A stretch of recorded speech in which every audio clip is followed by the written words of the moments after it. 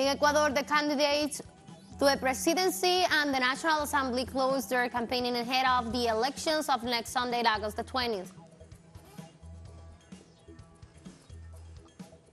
In Spain, Socialist Workers' Party secured the support of Catalan nationalists to try to win the first key parliamentary vote since last month's inconclusive general elections. In Ghana, the Economic Community of West African States, bloc on Nigerian current crisis, note that all member states will join the forces except those under military rule and Cape Verde.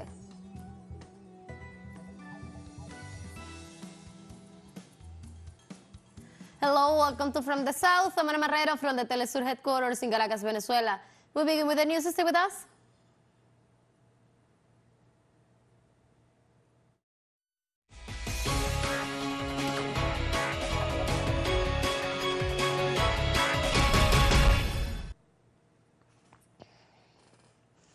In Guatemala, the presidential candidate for the Semilla Movement's Bernardo Arevalo de Leon closed his campaign activities for next Sunday's ballot with a crowning meeting in the capital. A few days before the elections, thousands of supporters gathered in the main square of Guatemala City to show their support to Arevalo, who focused his campaign on the fight against corruption. The Semilla Movement and its candidate were the surprises of the first round of the general elections on June the 25th by passing to the runoff despite not being considered among the first three places in the pool of voting intentions.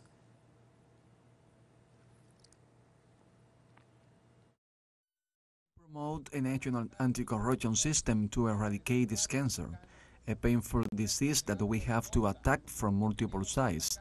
It is not enough to announce jail for the corrupt.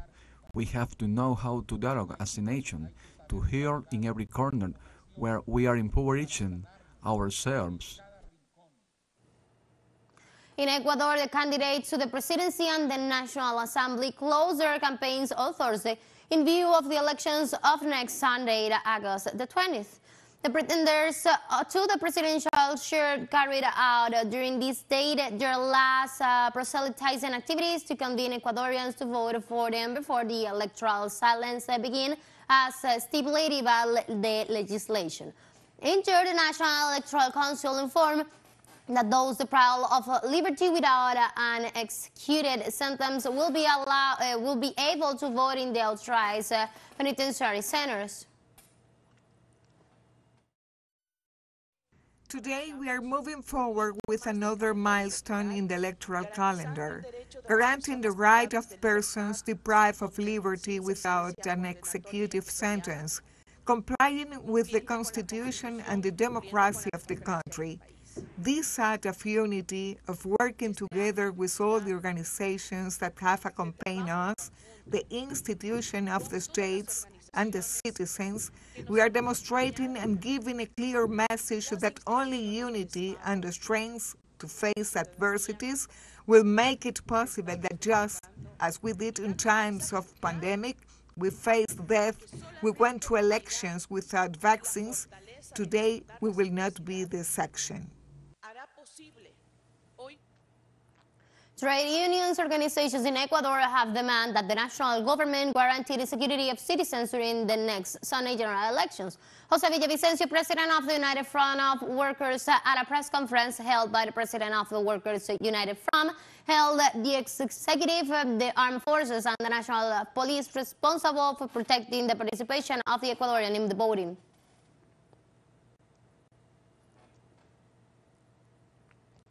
Ecuador is preparing for the general elections scheduled for the August the 20th. Join us as we continue learning more about the candidates running for the country's presidency. This time we present a profile of Daniel Noboa, who, according to the analysis, made an excellent contribution to the presidential debate on Sunday, August the 13th. Who is he? We tell you. Daniel Noboa is a 35-year-old businessman and politician from Guayaquil. He's the youngest of Ecuador's 8 presidential candidates. He's the eldest of 4 sons of billionaire businessman and 5-time presidential candidate Álvaro Noboa. It is a family known as the richest in the country, and he has no distance himself from his origins, and his agenda reflects that. Novoa holds a bachelor's degree with a specialization in management and organizational behavior from the University of New York. He also holds a master's degree in business administration. He has the formula of the DNA Alliance, made up by the people, equality and democracy movement, and mover movement. Ideologically, he says he's in the center. Productivity in the modern world does not come from the exploitation of labor, but from the combination of respect for workers' rights, training, decent wage, and job stability. And this is the focus of our employment proposal. In its work plan, it proposes 4 axes. In the social axis, it proposes to implement policies and programs that promote equal opportunities, improve the quality of life, and strengthen community ties. In the economic axis, it seeks to reduce poverty and increase employment opportunities by investing in strategic sectors, improving education and vocational training. In the institutional axis, it is proposed to strengthen public institutions and to promote efficient, accountable, and social management that promotes equality, justice, respect for human rights, and improved services. In the productive and environmental axis, it aims to pave the way for industrialization in these activities linked to strategic sectors. Daniel Noboa is a candidate who is doing well. I don't think that the numbers and the short time we have in this campaign will give him enough to reach the second round. But I think it could be surprising if his numbers improve and rise in a positive way, because it seems to me that he is one of the few who has understood that it is not enough to talk only about security.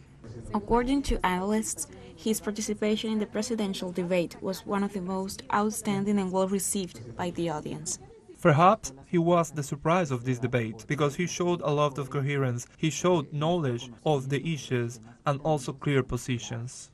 In 2019, Novoa is accused by his ex-wife and the mother of his daughter of psychological violence and not respecting visitation and support agreements. His running mate is businesswoman Veronica Abad, a former candidate for mayor of Cuenca. According to opinion polls, the couple are among the last of the 8 candidates. Elena Rodríguez, teleSUR Ecuador.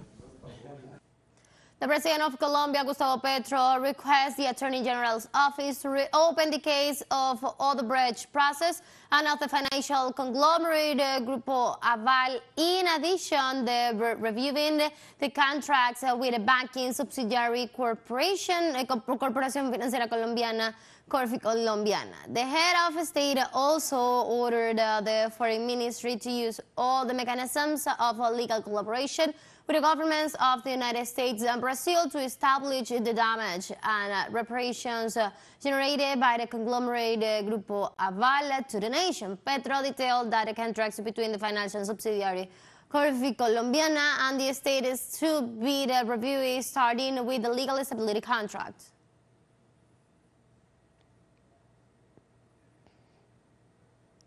Venezuelan President Nicolás Maduro received credentials from the designated ambassador of Chile, Colombia, and France at the Miraflores Palace in Caracas.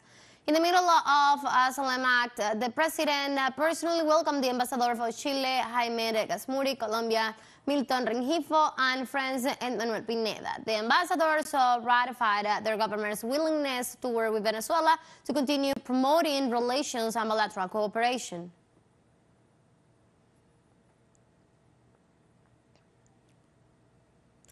Bolivia and Cuba started on Thursday morning in the department of Santa Cruz the third round of talks on migratory issues.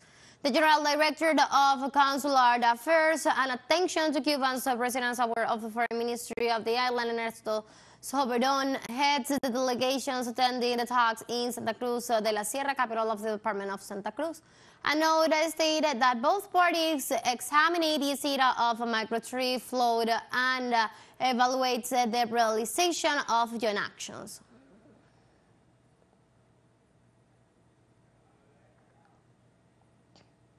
Bolivian authorities reported on Wednesday that the nation registered a growth rate of 2.3% of gross domestic products in the first quarter of this year.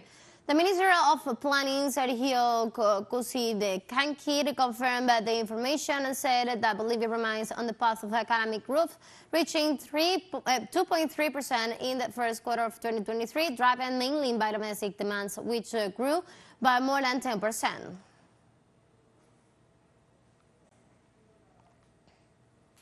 On Wednesday, authorities in Costa Rica confirmed they detected 10 cases of the new IG5 strain of the coronavirus, which caused COVID-19. The Costa Rican Institute for Research and Education in Nutrition and Health warned that this new variant of COVID is more transmissible and has the potential to evade vaccine-generated antibodies. In the sense that they confirmed the cases were detected in several districts of the province of Punta Arenas.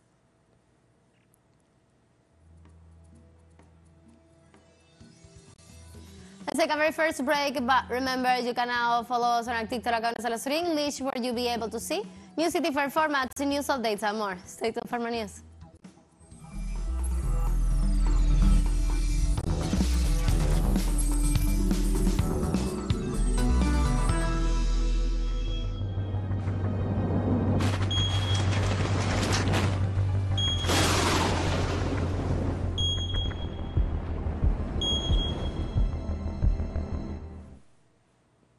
Welcome back to From the South. In the United States, the death toll from wildfires in Maui has risen to 111.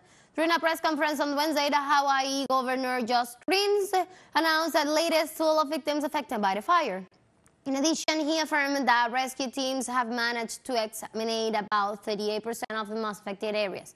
On the other hand, a lawsuit was filed against the main utility company of the island, causing negligence for not shutting down the electricity system before the strong winds that hit the islands last week. It was really surreal. Like, I was still telling my husband, no, that's not our neighborhood, that's not our house. And he said, no, that's our house. You know, it was just hard to really believe that that's what was happening. You know, it still hasn't really sunk in all the way, I don't think. You know, I've seen what's left of my house. There's nothing left, but it just doesn't seem real still. In Spain, Prime Minister Pedro Sánchez hopes of securing another term in the post will receive a boost after his Spanish Socialist Worker Party secured the support of Catalan nationalists to try to win the first key parliamentary vote since last month's inconclusive general elections. Despite being narrowly defeated by the Conservative Popular Party (PP) in an election that resulted in an undefined parliament, the Socialist Party took the lead in foreign alliances to create a coalition government. On Thursday, these deputies met for the first time since the July 24 poll to elect the new president of the Congress. The result of the vote is the following. Votes cast 350, 170 votes in favor of Dona Francina Armengol.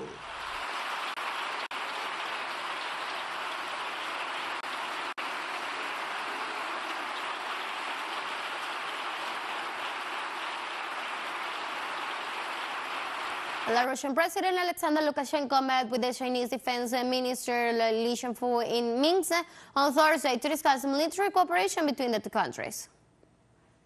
In our policy, we are based on a strong economy and powerful diplomacy, and I'm very grateful to you for your support in the field of military, technical and military cooperation.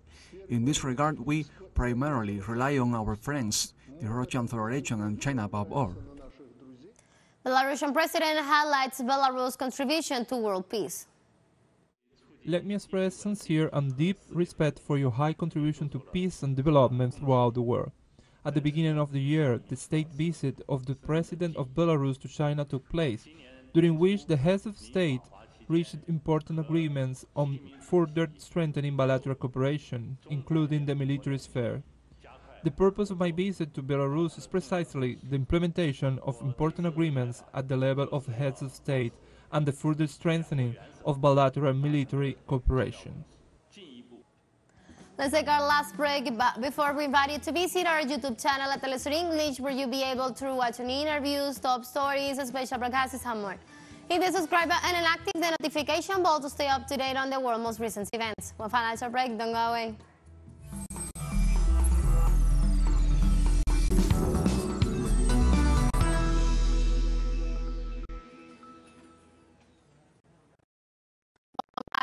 On Thursday in Ghana, the economic community of West African states discussed Niger current crisis and know that all member states will join the forces except those under military rule and Cape Verde. In the framework of a two-day meeting among leaders of ECOWAS to discuss the political situation in Niger, Nigeria's Chief of Defense Staff General Christopher Gambi Musa assured most of its member states are ready to participate in a standby force that could intervene in Niger.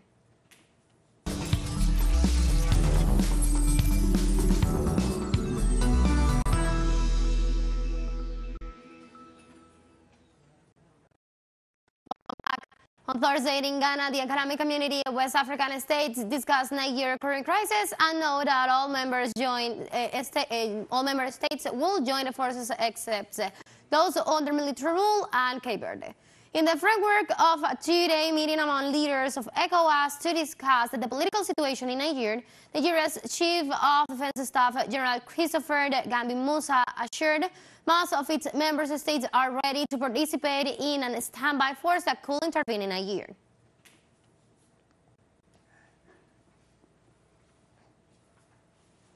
The African Union expressed its concern over the week's armed clashes in the city of Tripoli, capital of Libya, which have caused thousands of deaths and injuries. The president of the Secretariat, Mustafa Faki Mohammed, instead that all concerned parties and military, political and social actors must immediately put an end to the hostilities. Mohammed stressed that there is no military solution for a country that the only way to recover peace and stability in the Libyan crisis is through peaceful means.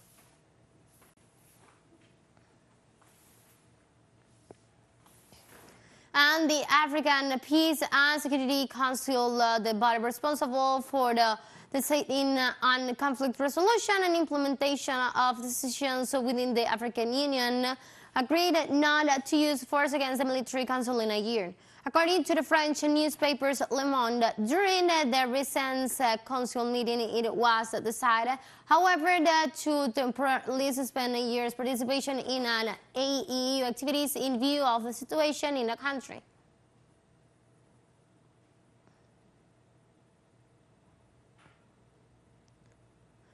The government of France on Thursday ruled out withdrawing its military forces in Niger, said it does not recognize the authorities of the African country.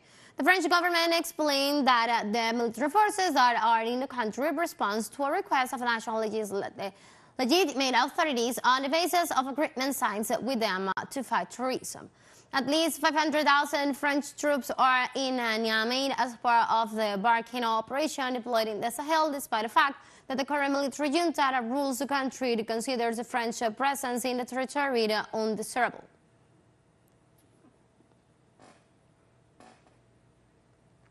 Israeli forces killed a Palestinian militant and shot a health worker during a riot in the occupied West Bank city of Jenin. According to the Palestinian Health Ministry, Mustafa al-Kastuni, 32, was killed after being shot in the head, chest, and abdomen by the Israeli forces during a violent incursion in Jenin. The Israeli army said that its forces entered Jenin to detain the wanted Palestinians, but provided no immediate comments when asked about the reported shooting of the healthcare worker. At a 7:15, we were surprised to see a car stopping at the Asfor Library, followed by a silver car. Then special forces wearing military uniforms got off the car. They abducted two young men from the main street. They were Hassan al-Hasis and Hani Kimba al-Kastuni, the brother of the martyr Mustafa. Then they took them towards this direction and entered the building and killed Mustafa. Authorities in Pakistan have launched, approved, and arrested at least 146 people in the Punjab province after a Muslim mob searched 5 churches and attacked thousands of houses belonging to the local Christian community over the claims of blasphemy. Local reports said from the pages of the Quran with alleged blasphemous content written on them were discovered near the Jarwal Isa Niger, a Christian colony, triggering a violent outburst against the minority community. We fled to save our life. We fled without shawls on head and without wearing shoes. We tried to They're looted and burned. They took everything, even jewelry and money. We have come to the end of this news brief, but you can find these and many other stories on our website at telesurenglish.net. You can also join us on our socials. We're on Facebook and Twitter and on Instagram as well. For TeleSUR English and from the South, I'm Ana Marrero. Thank you for watching.